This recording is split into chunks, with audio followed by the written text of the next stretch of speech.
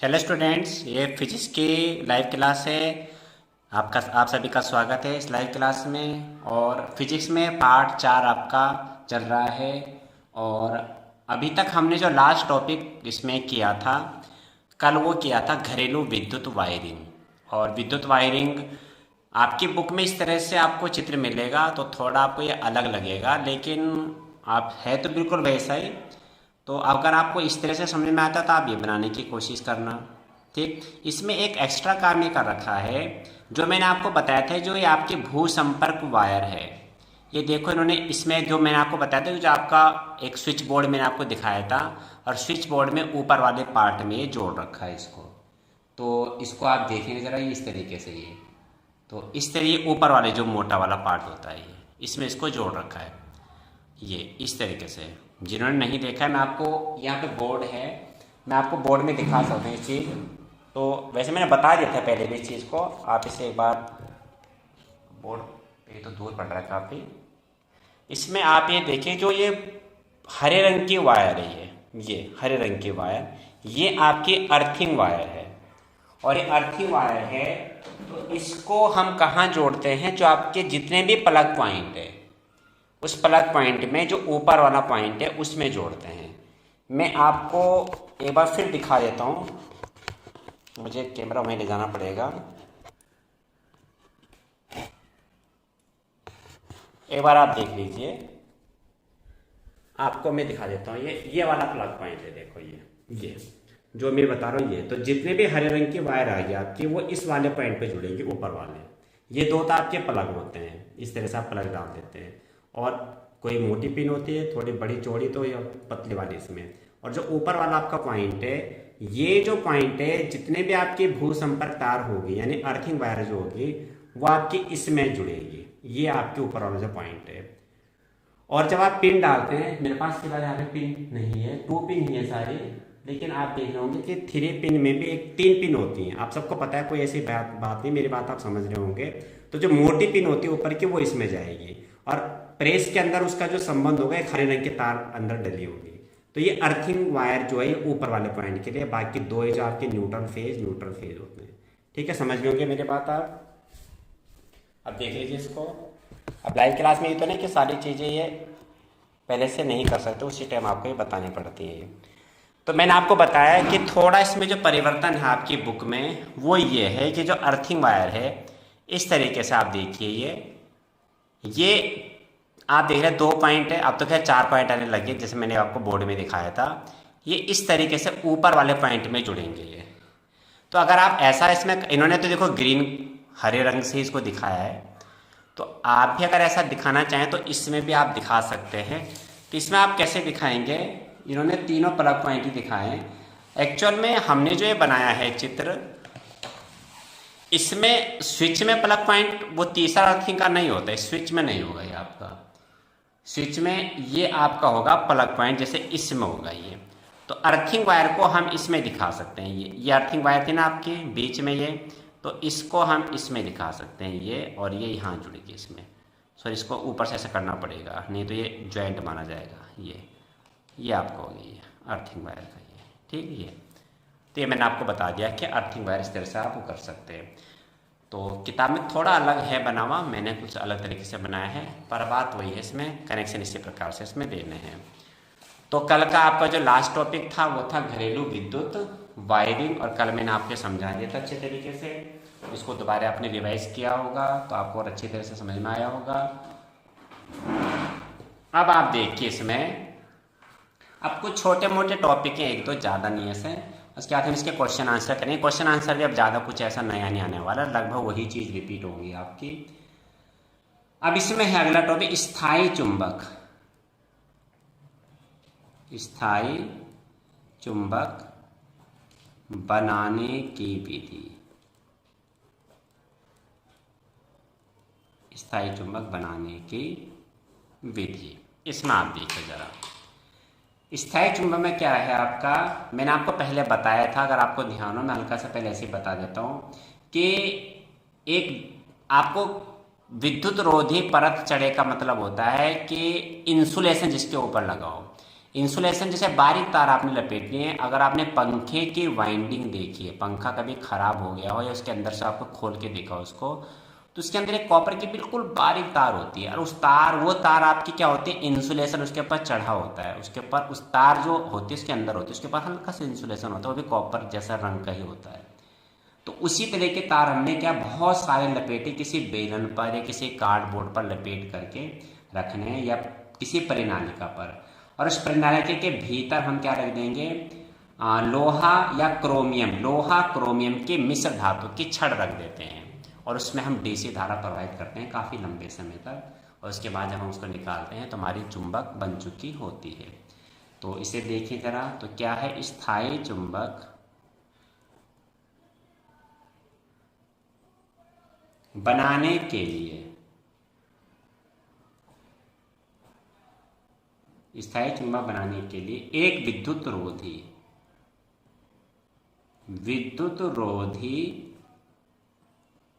परत चढ़े, यानी उस तार के ऊपर एक इंसुलेशन चढ़ा होगा, ठीक है। विद्युत रोधी परत चढ़े, तार के बहुत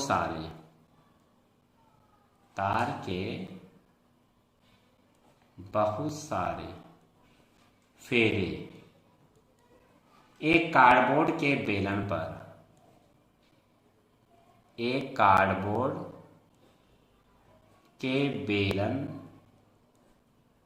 पर लपेटकर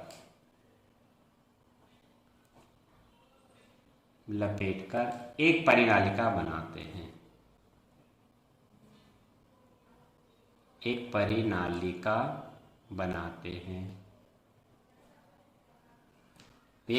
आप एक पाइप समझ लें, एक पाइप लिया, उसके अंदर हमने क्या करा, पहले परिनालिका के ऊपर हमने तार के लपेटे दिए। तार कैसा होना चाहिए, ऊपर इंसुलेशन हो, जिसे आप नंगा तार नहीं होना चाहिए, मतलब जिसको छूते करंट लगे ऐसा तार, उसके ऊपर इंसुलेशन होना चाहिए, उसको छूने से करंट नहीं लगता है, ठीक है। और बहुत सारे लपेटे दिए, और उस नलिका के अंदर क्या रखना है, लोहे और क्रोमियम मिश्र धातु, लोहा और क्रोमियम इन दो की मिश्र धातु की छड़। अब लोह क्रोमियम मिश्र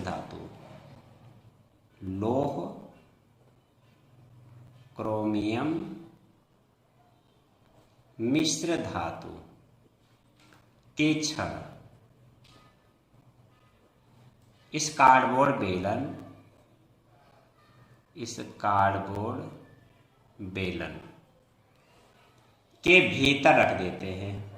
आप मेरी बात समझ रहे होंगे मैं क्या कह रहा हूं, भीतर रख देते हैं। अब परिनालिका में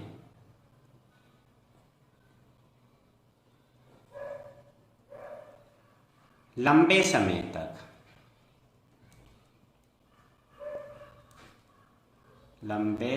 तक दिष्ट धारा, ध्यान रखना, धारा जो प्रवाहित करेंगे डीसी करंट होगा, वो दिष्ट धारा प्रवाहित करते हैं।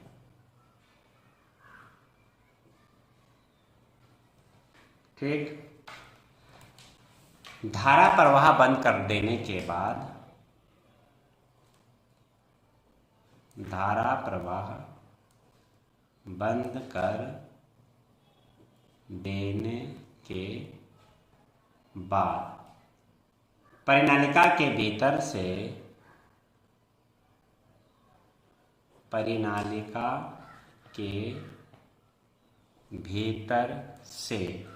क्या करते हैं, जो मिश्र धातु की आपकी छड़ थी, लोह क्रोमियम, यानी लोहा और क्रोमियम इन दो की मिश्र धातु, तो लोह क्रोमियम मिश्र धातु की छड़ को निकाल देते हैं।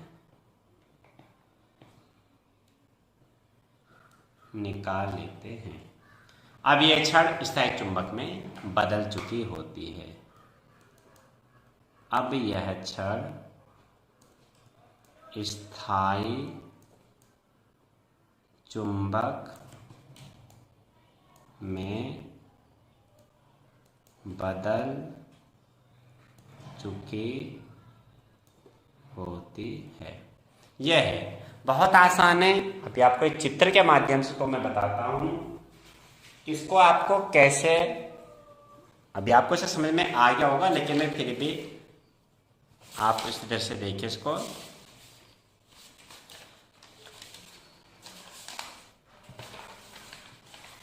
ये देखो आप इसमें देखो, एक परिनालिका लेते हैं, सीधी सिंपल लैंग्वेज में कहें, एक आप पाइप ले लीजिए, ये पाइप खोखला होगा, इसके ऊपर हम तार के लपेटे लेंगे, बहुत सारे लपेटे दिए इसमें। तार कैसी होगी, मैंने आपको बताया पंखी की वाइंडिंग, मतलब उस तार पे इंसुलेशन लगाओ ऊपर। इंसुलेशन समझ रहे हैं ना, मतलब एक तो तार आप छीलते हैं और छील करके तब ज्वाइन करते हैं। तो छीलते क्या है, ऊपर से एक कवर होता है ना प्लास्टिक, रबड़ का, प्लास्टिक का, वो इंसुलेशन है जिससे हमको करंट नहीं लगता है। और जब तार आप छील के निकालते हैं अंदर से कॉपर का, वो तार है। और जब उसके ऊपर इंसुलेशन लगा हुआ है तो वो केबल है। एक्चुअल में विज्ञान की भाषा में तो ये कहा जाता है। तो ये केबल होगी, यानी इसके ऊपर इंसुलेशन लगा होगा, इसको आप छुएंगे तो करंट नहीं आएगा, छीलेंगे तब उसके अंदर से तार निकलेगा। और इसमें हम डीसी करंट पास करेंगे, ठीक, ये डीसी करंट पास करिए। और इसके अंदर एक खोखला पाइप है, इसके अंदर हमने क्या करा है, छड़ रख दी। छड़ किसकी रखी, लोहा और क्रोमियम की मिश्र धातु की बनी हुई छड़ रख दी इसके अंदर। और इसके बाद इसमें हमने डीसी करंट पास करी, देखो बैटरी से तो डीसी करंट ही होगी पास, ठीक है। और डीसी करंट जब पास करी तो कम से कम, अब इसमें टाइमिंग एक्यूरेट नहीं है पर काफ़ी लंबे समय तक का मतलब लगा लो कि आप 36 से 48 घंटे तक इसमें डीसी करंट पास रहनी चाहिए। ऐसा एक्यूरेट नहीं पर अंदाजन ऐसा कहा जाता है इसमें। और जब इतने लंबे समय के बाद आप धारा प्रवाह बंद करेंगे, अब इस छड़ को आप निकाल लेंगे, तो जब निकालेंगे तो ये अब एक चुंबक बन चुका होगा। बहुत सिंपल, आप ये बात समझ गए होंगे। तो लिखने को तो आप अपने आप लिख ही देंगे, तो जरूरी नहीं कि आप ऐसे लिखें, पर आप समझ जाएंगे इस तरीके से इसको लिखना है, ठीक। इसके बाद आपका है इसमें एक टॉपिक है, एक बार आपको ये बोर्ड में आ रखा है, लारेंज बल है, बहुत छोटा सा है, आप इसको थोड़ा समझ लें। लारेंज बल, लारेंज बल लगभग आपके अंतिम है, उसके थोड़े क्वेश्चन आंसर है, लगभग पार्ट 1-2 पार्ट में आप समाप्त हो जाएगा। जब कोई विद्युत आवेश, जब कोई विद्युत आवेश एक चुंबकीय क्षेत्र में, एक चुंबकीय क्षेत्र में गति करता है तो उस पर एक बल कार्य करता है। देखो बहुत आसान है, छोटी परिभाषा है। उस पर एक बल कार्य करता है,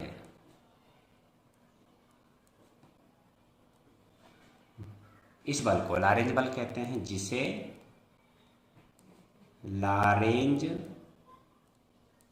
बल कहते हैं, ठीक। और वैसे आपको हो गया सिंपल है। लारेंज बल क्या है, जब कोई क्या होगा, आवेश, यानी आवेश का मतलब कोई भी आवेशित कण, चाहे वो आपका प्रोटॉन हो, इलेक्ट्रॉन हो, किसी चुंबकीय क्षेत्र में गति करता है तो उस पर एक बल कार्य करता है, जिसे हम लारेंज बल कहते हैं, ठीक है। तो ये आपका हो गया इसमें। अब इसमें आप ये देखिए कि लगभग टॉपिक आपके हो चुके हैं। अब इसमें क्वेश्चन आंसर करते हैं, ज़्यादा नहीं, इसमें छोटे हैं और आप समझ जाएंगे, काफ़ी चीज़ें हो चुकी हैं आपकी, कोई नई बात नहीं है इसमें ऐसी है। देखो सबसे पहला आपका आता है पेज नंबर, हम आएंगे, ये आ गया पेज नंबर, मेरे में 250 है, आपके में क्या होगा तो मैं कह नहीं सकता। चुंबक के निकट लाने पर दिक् सूचक की सुई विक्षेपित क्यों हो जाती है। दिक् सूचक मैंने आपको बता दिया था, चुंबक के निकट उसे लाएंगे, विक्षेप मतलब वो डिफ्लेक्शन करती है। मैं आपको फिर दिखा देता हूँ एक बार, जिन बच्चों ने उस समय नहीं देखा था वो आज देख लें।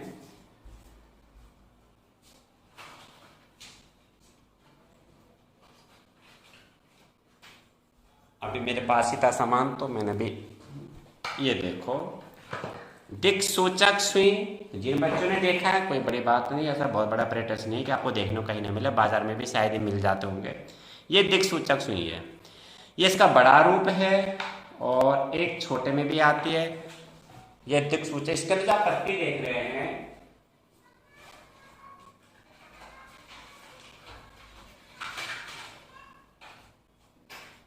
इसमें ये जो पत्ती है ये भी एक चुंबक है, इसे बोलते हैं। अरे एक इसका छोटा रूप है ये दिक्सूचक। इसमें आप पत्ती देख रहे होंगे, आप मेरे ख्याल से दिखाई दे रहा होगा आपको, ये पत्ती हल्की सी रेड कलर की हुई है ये। तो ये भी इसके अंदर जो आप पत्ती देख रहे हो जो हिल रही, देखो ये हल्की हल्की, फिलहाल तो नहीं हिल रही इस समय क्योंकि नॉर्थ साउथ में रुकती है। ये दिक्सूचक, कंपास भी कहते हैं इसको, दिक्सूचक भी कहते हैं इसको, दिक कंपास भी कहते हैं। ये इसके अंदर जो पत्ती आप देख रहे हैं ये भी चुंबक की ही बनी है, देखो विक्षेप वाला हिलना उसका। ये तो इसका बड़ा रूप है, ये इसका छोटा रूप है। क्वेश्चन क्या है आपका कि चुंबक के निकट लाने पर कोई दिक्सूचक सुई विक्षेपित क्यों हो जाती है। यानी अभी ये देखो स्थिर है ये अब चुंबक के निकट लाए, चुंबक उसके निकट लाए, अभी विक्षेप मतलब ये देखो हिलना शुरू हो गया, देखो ये अब हिल रही ना, देखो ये मूवमेंट कर रही, देखो जिधर ही जा रहा है ये। और अगर मैं इसका ये बदल दूं, ये एस था, अब मैंने इधर कर दिया एन, तो उसका भी देखो रेड सिरा आ रहा है। इसका मतलब ये एन लिखा हुआ है इस पर, तो इसका रेड वाला एस है, इसका जो रेड सिरा है वो एस है। ये देखो ये इसकी तरफ ये विक्षेपित, तो इसे कहते हैं विक्षेपित होना। तो सवाल क्या है, सवाल ये है कि चुंबक के निकट आने पर दिक्सूचक की सुई विक्षेपित क्यों होती है। भाई चुंबक को इसके निकट लाओ, इसे चुंबक के निकट लाओ, बात है कि ये विक्षेपित होना इसे बोलते हैं, जो हिल रही है ये विक्षेपित हो रही है। और इसको मैंने अब यानी ये रेड वाला क्या है, एस है, और इसका ये एन है। एस और एन आपस में आकर्षित होते हैं, और अगर मैंने इसको एस को लिया है तो वो भी पलट जाएगा, देखो उसका दूसरा सिरा आ रहा है इसके पास, क्योंकि एस और एस तो आपस में मिलते नहीं है, ये बदल गया, ये विक्षेपित होने से बोलते हैं ये। तो क्योंकि इसका अपना एक चुंबकीय प्रभाव है, ये चुंबक है, इसके आसपास थोड़ा इसका क्या है, अपना एक प्रभाव है। प्रभाव का मतलब कोई भी लोहे की छोटी वस्तु आप इसके समीप लाएंगे तो अपनी ओर इसको आकर्षित कर देगा, क्योंकि इसका एक अपना क्षेत्र है। वो चुंबकीय क्षेत्र दिखता तो नहीं है लेकिन है, तो जैसे करंट दिखता तो नहीं है पर करंट है ना, तो वही वजह आपके यहाँ पे भी इसका विक्षेपित होने की। समझ गए होंगे। ये देखो आप दिखाई दे रहा होगा साहब आपको, ये विक्षेपित हो रही है, ये विक्षेपित होना। इसका जो रेड सिरा है वो साउथ है, इसका ये एन है, एन आपको शायद दिख रहा होगा हल्का सा खुदा हुआ एन, तो एन और एस कभी नहीं मिलते, ये एस है।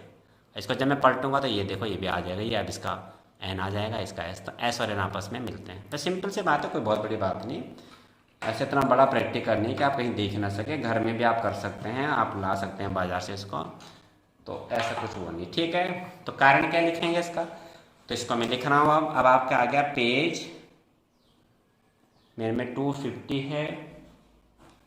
तो चुंबक के निकट, पहले का आंसर है, चुंबक के निकट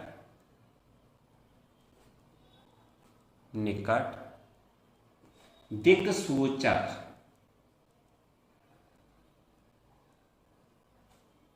की सुई को लाने पर चुंबकीय प्रभाव के कारण, चुंबकीय प्रभाव के कारण क्या होता है, उस पर एक बल कार्य करता है। भाई दो चुंबक आपस में नजदीक आएंगे तो एक बल तो कार्य करेगी, चाहे वो आकर्षण होगा या प्रतिकर्षण बल होगा। कारण क्या होता है, उस पर यानी सुई पर, उस पर एक बल कार्य करता है। इस बल के कारण, इस बल के कारण चुंबकीय सुई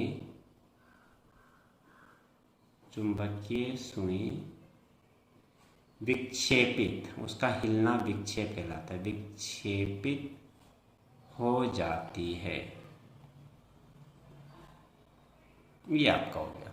ठीक, अब इसमें तो एक ही आपका क्वेश्चन, इसके बाद आपका है पेज नंबर, आगे हम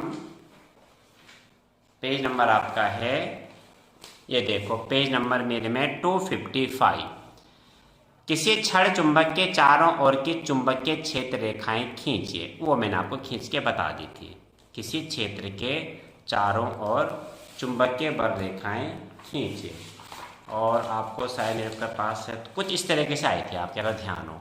ये एक्चुअल में ये खींची थी। चुंबक ज़्यादा पावरफुल नहीं है हमारे पास में, नहीं तो बहुत अच्छी बनती है ये रेखाएँ। ये इस तरह से खींची थी हमने, तो ये मैंने खींच के दिखा दिया था, तो आप इसको बना सकते हैं। तो एग्ज़ाम में अगर आएगा तो आपको चुंबक से नहीं बनानी है, आपको क्या करना है, हाथ से ऐसे बनाना है।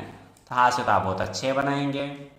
अब पेज आपका आ गया 255, पहले का आंसर। तो चुंबक के बल रेखाएं खींचनी है, फिलहाल तो मैं हाथ से खींच रहा हूँ, आप चुंबक को रखते हैं। उसका तरीका मैंने पूरा बता दिया था पहले पार्ट की वीडियो और दूसरे पार्ट में, पहले या दूसरे पार्ट में मैंने सारा आपको समझाया था। चुंबक रखते हैं, एन से एस की ओर जाएंगे इस तरह से। तो फिलहाल तो मैं हाथ से बना रहा हूँ, तो कुछ अच्छा से बना लूँगा इसमें मैं, लेकिन इतना अच्छा बनता नहीं है। अगर चुंबक आपकी पावरफुल यानी ज़्यादा प्रबल नहीं है तो अच्छी चुंबक है, प्रबल है, अपरेटस नए हैं तो अच्छा बन जाता है चित्र। इस तरीके से ये इस तरह से बनते हैं आपकी चुंबकीय बल रेखाएं।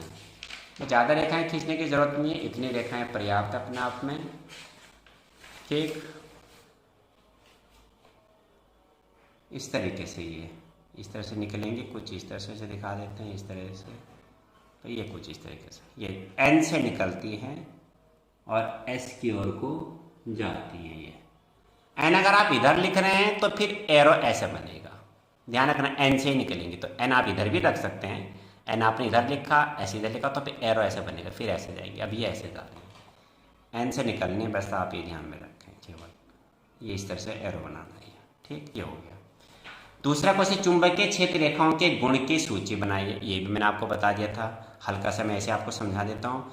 चुंबकीय क्षेत्र रेखाएं हमेशा उत्तरी ध्रुव से निकलती हैं, दक्षिण ध्रुव की ओर जाती हैं, और चुंबक के भीतर दक्षिण ध्रुव से उत्तरी ध्रुव की ओर जाती हैं। इस तरह से सतत बंद वक्र होते हैं। जहाँ पर चुंबकीय क्षेत्र प्रबल होता है वहाँ पर ये चुंबकीय रेखाएं घनी घनी होती हैं, यानी पास पास होती हैं, और जहाँ पर चुंबकीय क्षेत्र कम प्रबल होता है वहाँ पर ये चुंबकीय बल रेखाएं दूर दूर होती हैं। तीसरा, चुंबकीय बल रेखाएं कभी भी एक दूसरे को नहीं काटती हैं, क्योंकि यदि ये काटेंगे एक दूसरे को तो वहाँ पर चुंबकीय क्षेत्र की दो दिशाएं होंगी, जो कि असंभव है। और चौथा गुण क्या था, चुंबकीय बल रेखाओं के किसी भी बिंदु पर खींची गई स्पर्श रेखा उस बिंदु पर चुंबकीय क्षेत्र की दिशा को प्रदर्शित करती है। ये सब मैंने लिखवा रखा है आपको, मैं हल्का सा एक वर्बली आपको बोल रहा हूँ भी। तीसरा, दो चुंबकीय क्षेत्र रेखाएं एक दूसरे को प्रतिच्छेद क्यों नहीं करती हैं, ये भी मैंने आपको लिखा रखा है। एक बार फिर बता देता हूँ, ये इंपॉर्टेंट क्वेश्चन है, आ भी रखा है एग्जाम में, तो इसको मैं दिखा देता हूँ कि दो चुंबकीय बल रेखाएं एक दूसरे को क्यों नहीं काटती हैं। तो पहले लिखाया था मैंने, ये आपका है पेज, इसी पेज का है क्वेश्चन 3। शॉर्ट में अगर आपको लिखना है तो क्या लिखेंगे, दो चुंबकीय बल रेखाएं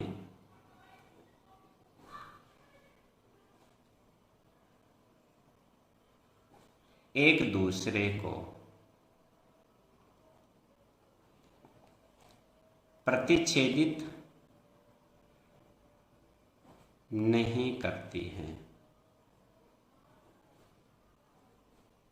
क्योंकि यदि वह एक दूसरे को प्रतिच्छेदित करेंगी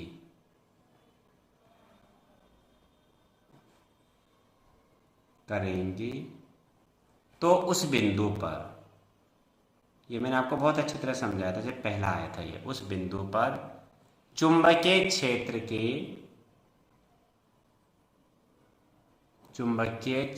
की दो दिशाएं होंगी,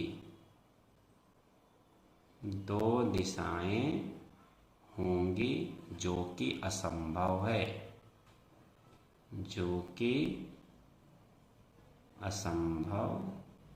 है, ठीक, हल्का सा एक्सप्लेन कर देता हूँ आपको मैं। आप कहोगे काट गई तो काटने का मतलब ये हुआ कि देखो, सबसे पहले बात है कि चुंबक से जो बल रेखाएं निकल रही हैं और कहीं पर भी ये वक्र है आपको इसकी दिशा मालूम करनी है। आप इसमें क्या कीजिए, इसमें स्पर्श रेखा खींचिए, तो यहाँ पे चुंबकीय बल रेखा की दिशा को, ये है इसके यहाँ की दिशा।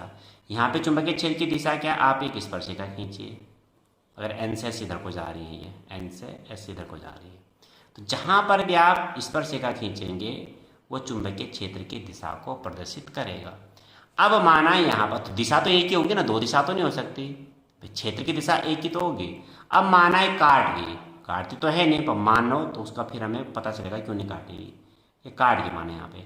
अब यहाँ पे इस वाले की स्पर्शिका तो ये होगी, किसकी, इसकी, और इस वाले की स्पर्शिका ये होगी। ये देखो दो स्पर्शिकाएं खींचेंगी, ये इसकी खींचेगी इस वाले की, और इस वाले की स्पर्शिका ये आएगी, और यहाँ पे चुंबकीय क्षेत्र की दो दिशाएं होगी। तो दो दिशाएं तो हो नहीं सकती, क्यों नहीं हो सकती, ये तो बिल्कुल उसी तरह से नहीं हो सकती। आपसे कोई कहे कि आपका घर कौन सी दिशा में है, और आप बोले मेरा घर उत्तर पूरब में है, उत्तर में भी और पूरब में भी, घर आपका एक ही है, या तो उत्तर में होगा या पूरब में होगा। उत्तर पूरब में होना संभव, दो दिशा में कैसे हो जाएगा आपका घर, उत्तर में भी और पूरब में भी। तो ये उसी प्रकार से, ठीक है, तो इसको याद रख लेना। इसके बाद आगे आते हैं, ठीक, क्वेश्चन आपका है, देखो ये पेज है आपका 256 पे। मेज के तल पर पड़े, थोड़ा मिसप्रिंट हो रखा है किताब में, मेज के तल पर पड़े तार के वृत्ताकार पास पर विचार कीजिए। मान लीजिए यह पास में दक्षिणावर्त विद्युत धारा प्रवाहित हो रही है। दक्षिण हस्त अंगुष्ठ नियम को लागू करके पास के भीतर तथा बाहर चुंबकीय क्षेत्र की दिशा ज्ञात कीजिए। अब मैं एक तार आपको दिखाता हूँ, तार यहाँ पे है मेरे पास में, 2 मिनट आप जरा वेट करना, तो आपको तार में बिल्कुल क्लियर दिखा देता हूँ मैं ये।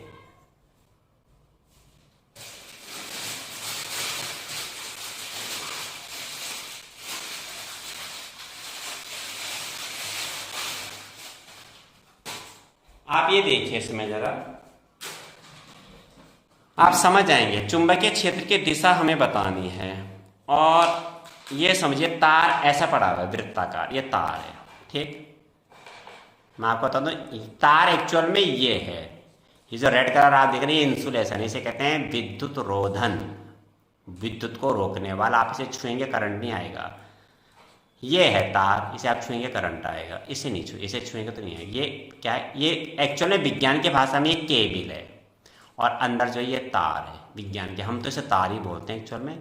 जिसके ऊपर इंसुलेशन नहीं लगाया वो तार है, और जिसके ऊपर इंसुलेशन लगाया वो केबल है। चलो अब आप सवाल को देखिए, क्या है सवाल में, मेज के तल में पड़े तार के वृत्ताकार पाश पर विचार कीजिए।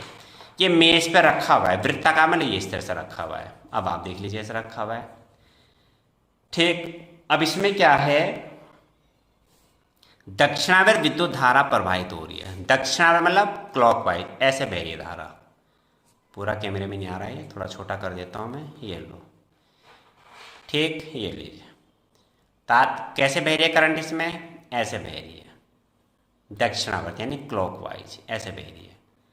अब हमें चुंबकीय क्षेत्र की दिशा बतानी है, क्या होगी, ठीक। अब आप देखिए जरा इसमें, तो क्या करते हैं, दाएं हाथ के अंगूठे के नियम से हम अंगूठे को रखते हैं धारा की दिशा में। धारा कैसे बह रही है, ऐसे, इस तरीके से, यानी एरो ऐसे बनेगा, ऐसे बह रही है, समझ होंगे। क्लॉकवाइज, घड़ी की सुई की दिशा को क्लॉकवाइज कहते हैं।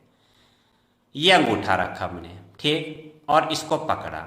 तो जब हमने पकड़ा तो उंगली हमारी ऐसे गई अंदर, ऐसे गई, और यहाँ से मुड़ करके, अब आपको दिखाई देगा, ये मुड़ करके ऐसा आएंगे इधर को, यानी इधर से ऐसा आएंगे। अब आपको ये देखिए, आप ये उंगली ऐसा आ रही इधर को, ठीक। तो जो चुंबकीय क्षेत्र की दिशा है वो वृत्त के अंदर, यानी वृत्ताकार पाश के अंदर कैसी है,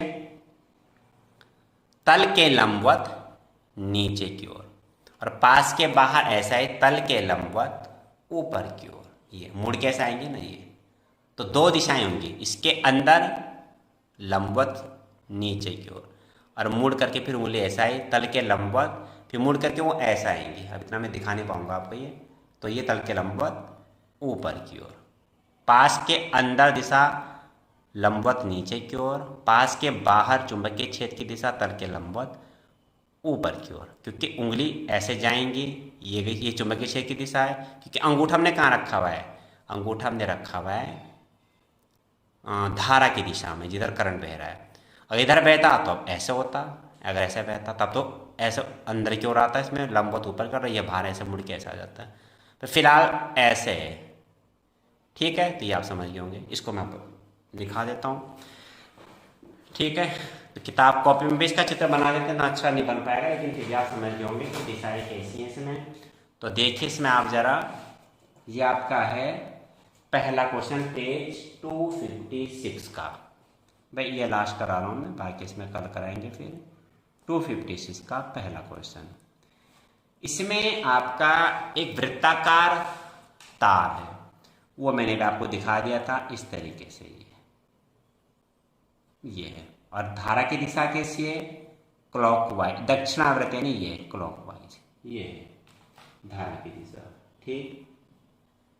अब इसमें उंगली जब हम मोड़ रहे हैं तो उंगली हमारे ऐसे जा रही है अंदर, ये ऐसे जा रही है अंदर, ये इस तरह से अंदर जा रही है, ये यानी तार के इस वृत्त के भीतर चुंबकीय क्षेत्र की दिशा ये है, मुड़ करके ऐसे गए ना, ये तो लंबवत नीचे की ओर, जैसे भी मैंने आपको तार में दिखाया था ये, और फिर मुड़ करके और यहाँ से वापस भी तो आएंगे, उंगली आ रही है वापस, ये आ रही है वापस यहाँ से, ये आ रही है वापस पे। अब यहाँ पे थोड़ा आपको अटपटा सा लगेगा, लेकिन मैं चित्र में बात आपको दिखा दी थी।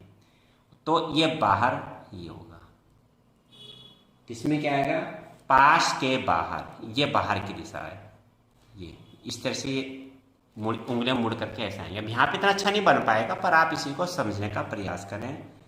पास में होता है कोई भी गोला बना, तो पास में बंद, ठीक, पास के बाहर चुंबकीय क्षेत्र की दिशा, और ये पास के भीतर, पास के भीतर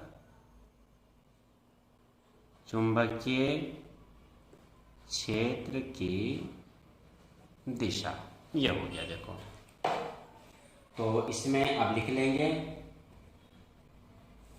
क्या लिखेंगे, दाएं हाथ के अंगूठे के नियम से, दाएं हाथ के अंगूठे के नियम से, क्या, पास में प्रवाहित धारा की दिशा, पास में प्रवाहित धारा की दिशा, ब्रैकेट में लेते हैं दक्षिणावर्त है, दक्षिणावर्त, ठीक, दिशा में अंगूठा रखने पर, दाएं हाथ का, ये लिखना पड़ेगा, दाएं हाथ का अंगूठा रखने पर, जैसे मैंने रखा था अभी, रखने पर, ठीक है। पास को पकड़ने पर, पास ही नहीं, ये चालक, रखने पर चालक को पकड़ने पर, जो हमने अभी किया है ये हमें लिखना है केवल। अब पकड़ने पर, पास के भीतर, पास के भीतर अंगुलियां, बोलने में उंगली आता है, लिखने में अंगुली, अंगुलियां नीचे की ओर जाती हैं, नीचे की ओर जाती हैं, तथा पास के बाहर, पास के बाहर अंगुलियां बाहर की ओर, बाहर की ओर नहीं, ऊपर की ओर, सॉरी, ऊपर की ओर मुड़कर आती हैं, या मुड़कर ऊपर की ओर आती हैं, मुड़कर आती हैं, जैसे ये अंदर को गई, अब फिर ये ऐसे आई है, ठीक है, आती हैं, ठीक है। अतः पास के बाहर, पास के भीतर पहले, अतः पास के भीतर चुंबकीय क्षेत्र की दिशा पाश के भीतर चुंबकीय क्षेत्र की दिशा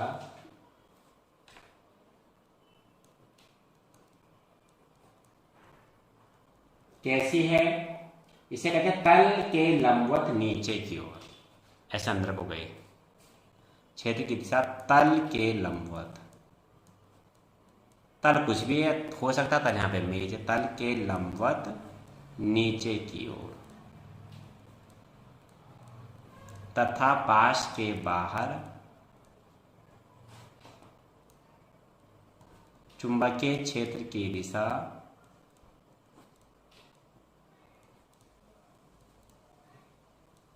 दिशा तल के भीतर, तल के लंबवत ऊपर की ओर है, ऊपर की ओर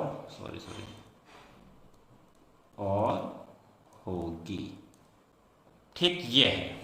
मैं आपको फिर बता देता हूँ इसमें क्या कहा था मैंने। इस तरह से तार दिया था और ये तार को हमने करंट की दिशा में अंगूठा रखा, करंट ऐसे बह रहा है, ये तल के लंबवत नीचे की ओर और उंगलियां मुड़ करके ये आई, ये तल के लंबवत ऊपर को आएंगी। अब हाथ इतना मैं मोड़ नहीं पाऊंगा पर आप मेरी बात को समझ रहे होंगे। तो बहुत सिंपल है, अंगूठे को रखना है, करंट ऐसे बह रही है, उंगलियां मुड़ करके पास के भीतर जा रही तल के लंबवत नीचे की ओर और मुड़ करके तल के लंबवत बाहर की ओर रखना। दाहिना हाथ है, बायां नहीं रखना। ठीक है, तो ये आपका हो गया। इसमें आज इतना ही होगा, बस 1-2 दिन का काम हो रहा है, लगभग पाठ हमारा समाप्ति की ओर है। पूरे पाठ का आप रिवीजन जरूर करें। सबसे मेन टॉपिक मैं फिर बता रहा हूँ, एक तो आपका चुंबकीय बल रेखाएं, चुंबकीय क्षेत्र रेखाएं, इनके गुण, फ्लेमिंग के बाएं हाथ का नियम, फ्लेमिंग के दाएं हाथ का नियम और दाएं हाथ के अंगूठे का नियम, फैराडे का विद्युत चुंबकीय प्रेरण का सिद्धांत, मोटर का सिद्धांत, जनरेटर का सिद्धांत और लेंज का नियम। ये आप बहुत अच्छी तरह से याद करें। और जो आपके 3 चित्र बने हैं, 3 क्या 4 हो गया, अब तो विद्युत परिपथ भी हो गया, घरेलू विद्युत परिपथ, generator, AC generator, DC generator, विद्युत मोटर, इनकी आप ढंग से तैयारी करें, बार बार इनको आप रिवाइज करें। कल फिर मिलेंगे लाइव क्लास में, तब तक के लिए सभी को शुभकामनाएं। घर में रहें, मन लगा करके पढ़ाई करें और सभी विषयों पे ध्यान दें। हिंदी भी देखें, गणित भी, इंग्लिश भी और सबसे ज़्यादा सामाजिक भी अच्छी तरह देखें। सारे विषय पढ़कर ही अच्छी परसेंटेज बनेगी, केवल विज्ञान या गणित से नहीं बनेगी।